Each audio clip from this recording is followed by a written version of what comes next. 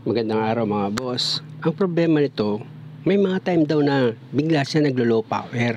Kaya nagsuggest siya sa akin na yung EGR daw tsaka yung intake manifold linisin. Sabi ko naman, check ko muna itong gas filter mo dito sa map sensor.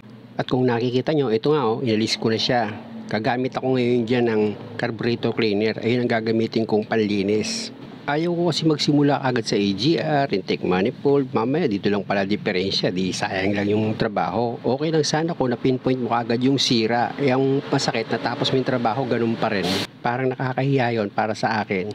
Yung magsasuggest yung customer ng sira, tapos ikaw naman igagrab mo, yun naman pala mali. Ayaw ko nung ganung style, parang nakakalamang. Pero may napansin ako dito sa gas filter niya. Kung papansinin nyo, pag spray ko, may butas di ba?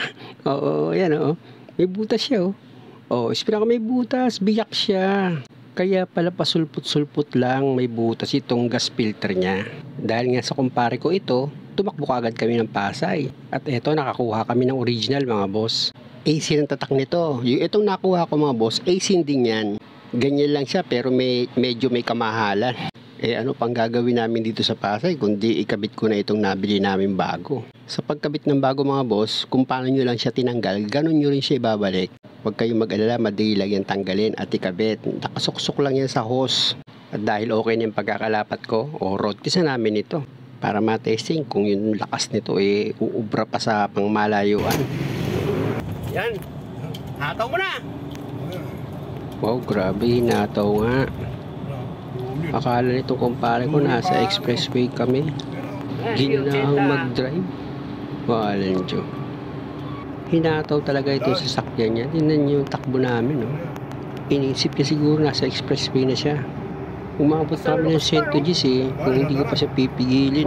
Baka pabuti niya pa ng 120 to isang daan na siya Maya naka 110 na yan. Pinigil ko na siya. Okay lang sana kung nasa expressway. Pero pag wala ka sa expressway, dito ka lang naman sa Metro Manila. Naku po, dito pa naman minsan may biglang tumatakbong tatawid Muli mga boss, maraming salamat sa panonood. Sana nakakuha kayo ng idea sa bidyong napanood nyo. At kung maaari, huwag nyo naman sanang kalimutang mag-subscribe sa channel ko. Pakipindot na rin yung notification bell para lagi updated sa bawat video na ginagawa ko. Maraming salamat!